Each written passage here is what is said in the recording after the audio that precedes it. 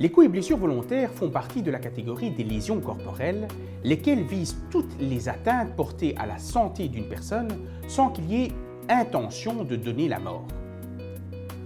Toute atteinte volontaire à une personne humaine ne constitue donc pas des coups et blessures. Le législateur a notamment créé une contravention particulière afin de sanctionner les faits qui ne seraient pas suffisamment graves pour être qualifiés de coups et blessures.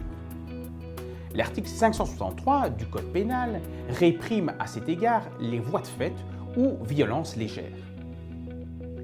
L'article 398 du Code pénal sanctionne quant à lui quiconque aura volontairement fait des blessures ou porté des coups. L'infraction de coups et blessures suppose que des coups aient été donnés ou qu'une blessure ait été causée. Ces deux notions sont toutefois indépendantes l'une de l'autre en ce que les coups peuvent ne pas avoir provoqué de blessures ou à l'inverse, que des blessures peuvent avoir été causées en l'absence de coups. Par coup volontaire, il y a lieu d'entendre, selon la Cour de cassation dans son arrêt du 27 février 2002, toute forme de rapprochement violent et volontaire entre un corps humain, celui de la victime, et un autre objet physique, un second corps humain ou un objet, avec l'effet possible d'une contusion ou une commotion ou d'une lésion. Le coup doit avoir été reçu, c'est-à-dire qu'il faut que le corps de la victime ait été touché par le coup ou par l'objet utilisé pour la frapper, et ce même si le coup ne laisse aucune trace. Par contre, les moyens utilisés pour porter le coup importent peu.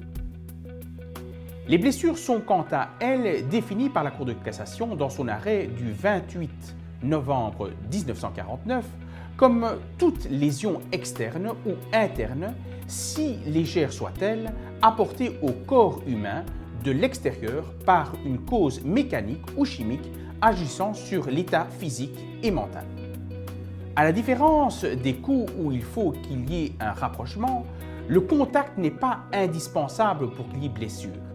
Il est en effet possible d'infliger des blessures à distance, c'est-à-dire sans qu'un contact physique entre le corps de la victime et un autre objet n'ait lieu.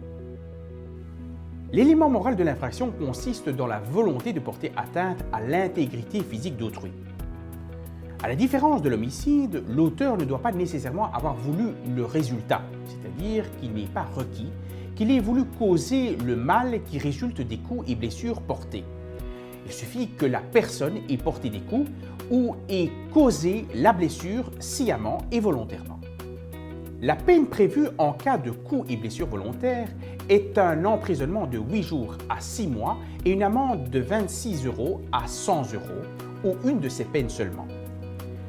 La peine est toutefois susceptible d'être augmentée en raison de plusieurs circonstances aggravantes, telles que la préméditation ou lorsque les coups et blessures volontaires ont causé à la victime une maladie ou une incapacité temporaire de travail, une maladie paraissant incurable, une incapacité permanente de travail personnel, perte de l'usage absolu d'un organe ou mutilation grave ou la mort de la victime.